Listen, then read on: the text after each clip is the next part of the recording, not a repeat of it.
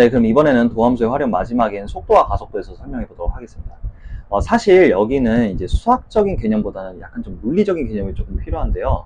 그렇다고 해서 물리요? 그러면은 막 물리 원 수준까지 내용을 알아야 되나 그렇게 궁금할 수도 있는데 그 정도는 필요 없고요. 뭐 이제 중학교 때나 뭐 이제 기초 때 뭐 고1 때 배웠던 뭐 이제 공통과학에서 배웠던 그런 물리원 개념 수준이 있죠. 그 정도만 알면 됩니다. 그리고 그거보다 솔직히 더 필요 없어요.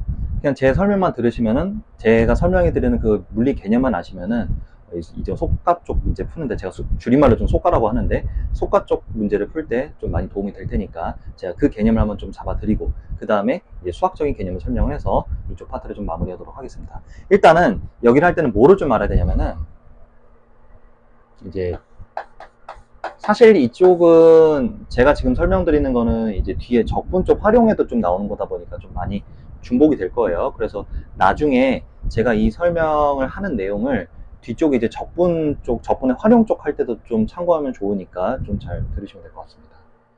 일단은 위치와 이제 이동거리의 좀 차이를 좀 알아야 되거든요.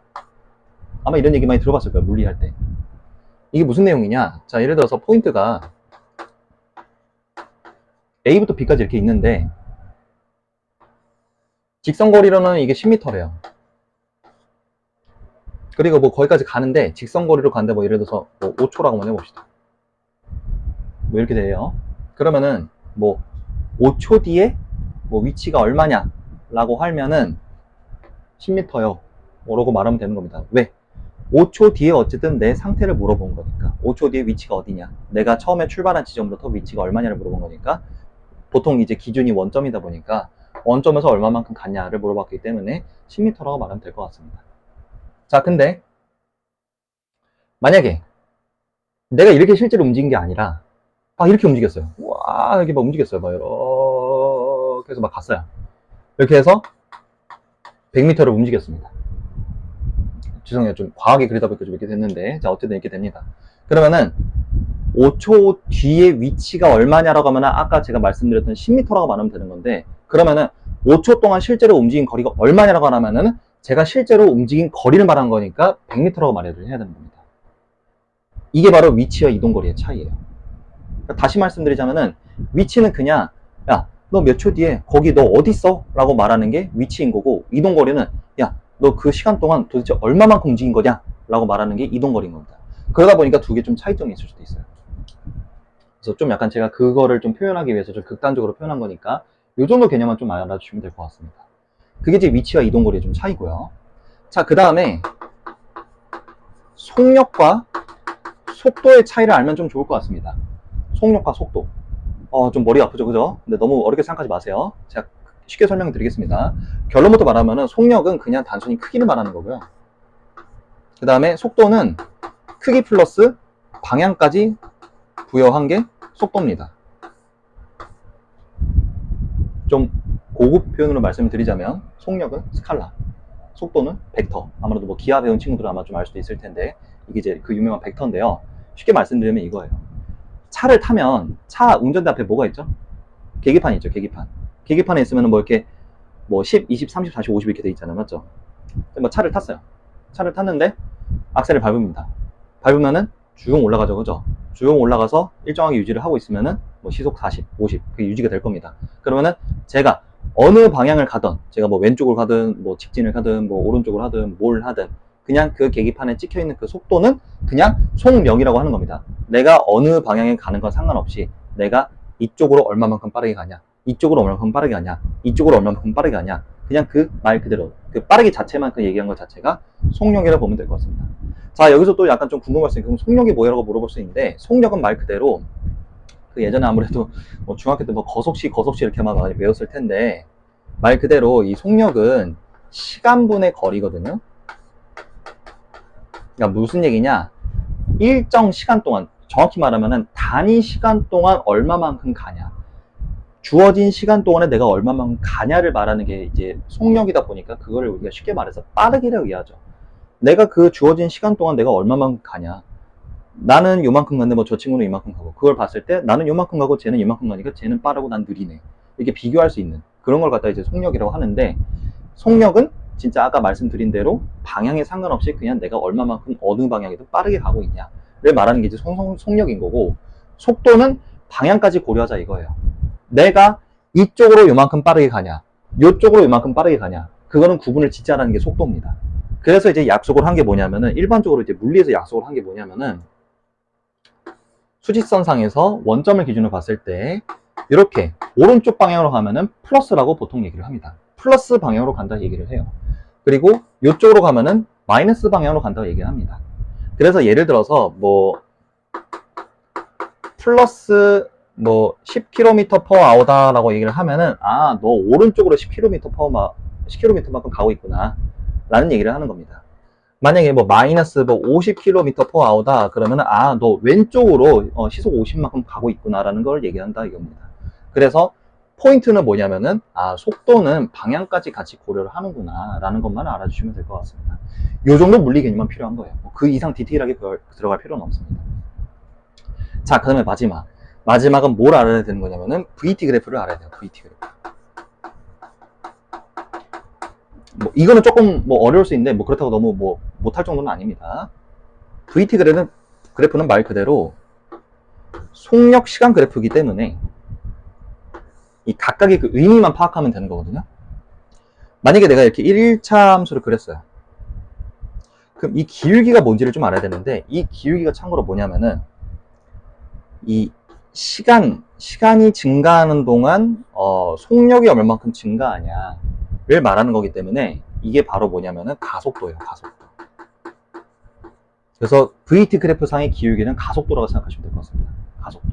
가속도는 무슨 얘기냐면은, 이제 차로 이제 생각을 해봤을 때 내가 악셀을 천천히 밟으면은 10, 20, 30, 40 이렇게 증가를 하게 될 거고요. 세게 밟으면은 10, 20, 30, 40, 50 이렇게 빠르게 할 겁니다.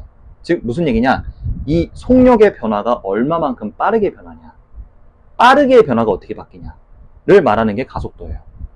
그래서 그게 이제 가속도인 건데, 그게 VT 그래프상에서 뭘 말한다? 직선의 기울기를 말한다 라고 생각하시면 될 것 같습니다. 그래서 기울기는 가속도랑 연관이 있다는 것을 잘 기억을 해주시고요. 그 다음에 이 VT 그래프상에서 면적이 또 꽤 큰 의미를 하고 있는데, 면적은 뭐냐면은 그 유명한 거속시, 거리는 시간 곱하기 속력, 시간 곱하기 속력을 해야지 거리가 나온다. 그래서 요 면적이 거리를 말하는 겁니다. 거리.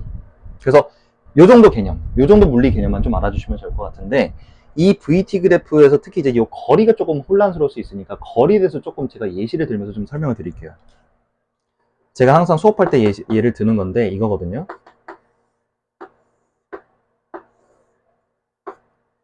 자, 여기가 3초래요. 여기가 4초래요. VT 그래프입니다. 자, 이렇게 됐습니다.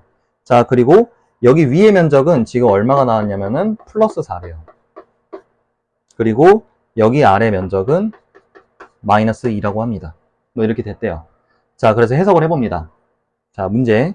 그러면은 4초 뒤 위치가 얼마야 라고 하면은 뭐라고 말을 해야 되는 거냐면은, 자, 방금 도 플러스는 오른쪽으로 간다 했었죠. 그죠? 마이너스는 왼쪽으로 간다는 걸 얘기하는 거고, 오른쪽으로 4만큼 갔다가 다시 왼쪽으로 2만큼 온 거예요. 그러면은 내가 출발한 지점부터 얼마만큼 떨어진 거냐면은 2만큼 떨어졌죠. 그죠? 그래서 4초 뒤 위치는 얼마냐라고 하면은 2라고 말해주시면 됩니다. 근데 4초 동안 움직인 거리가 얼마야 라고 하면은 그때는 6이라고 말해야 되는 겁니다. 왜? 어쨌든 실제 움직인 거리를 말한 거니까, 내가 오른쪽으로 4만큼 가고 왼쪽으로 2만큼 갔으면 실제로는 내가 6만큼 움직인 거다라고 해석을 해야 되는 거니까 4초 뒤에 움직인 거리는 이제 6이라고 말해주면 되는 겁니다. 이것만 잘 기억해 주시면 돼요. 그 다음에 또 하나 중요한 거, 여기 3초. 3초는 뭘 말하는 거냐? 지금 보니까 속도가 0이죠. 0. 속도가 0인 지점입니다. 여기가 의미가 있는 건데, 무슨 얘기냐면은 내가 이렇게 오른쪽으로 4만큼 가요. 그러다가 방향을 틀고 왼쪽으로 이만큼 가는 건데, 이게 방향을 바꿀 때 이게 바로 바꾸지는 못해요. 바꾸려면은 순간적으로 좀 약간 멈췄다가 방향을 틀고 이렇게 움직여야 되는 거기 때문에, 그때 방향이 바뀐다라고 해서 여기를 뭐라 말하냐면은, 속도가 0이 되는 지점을 뭐라 말하냐면은 반환점 또는 전환점이라고 얘기를 합니다. 보통은 속도가 0이 되는 지점이 방향이 바뀌는 지점이에요. 근데 여기서 조심해야 될 게 있습니다. 그렇다고 무조건 속도가 0이 되면 안 돼요. 조건이 더 붙습니다. 뭐가 붙어야 되냐면은 부호의 변화가 반드시 있어야 돼요. 무슨 얘기냐? 속도의 부호의 변화가 반드시 있어야 된다는 겁니다. 여기서는 지금 위에서는 플러스인 반면에 아래서는 마이너스죠. 그죠? 속도의 부호가. 그러니까 방향이 바뀐 건데 이런 거는 예를 들어서 안 됩니다. 이런 것도 있을 수도 있거든요. 이렇게 V자.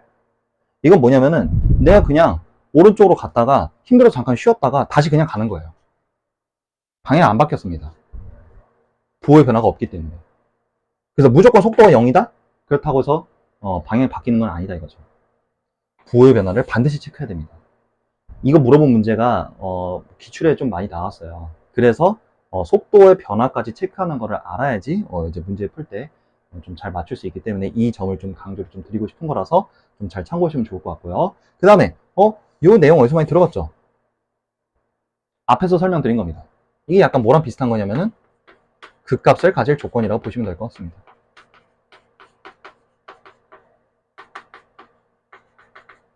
그거랑 비슷한 거예요. 참고하시면 좋을 것 같습니다.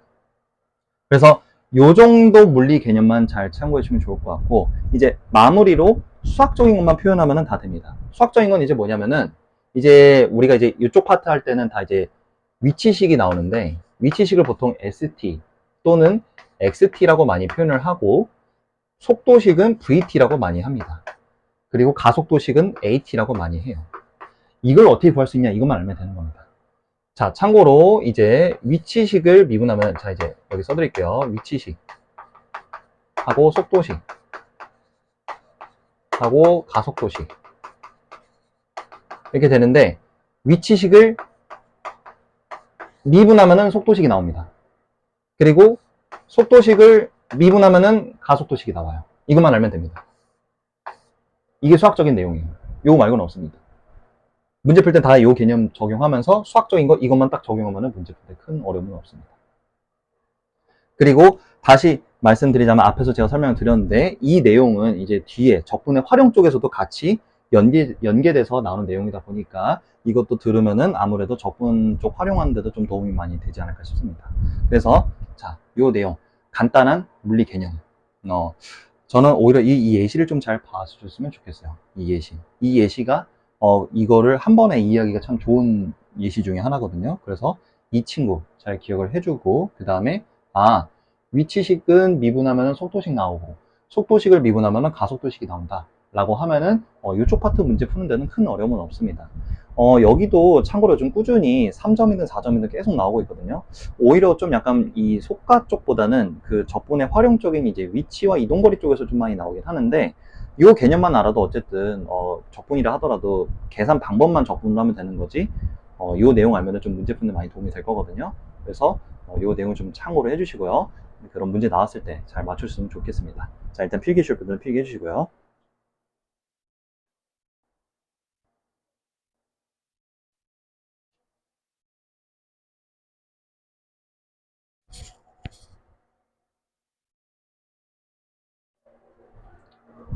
네, 그러면 이렇게 해서 도함수의 활용까지 마무리하도록 하고요. 다음 영상에서는 적분으로 뵙도록 하겠습니다.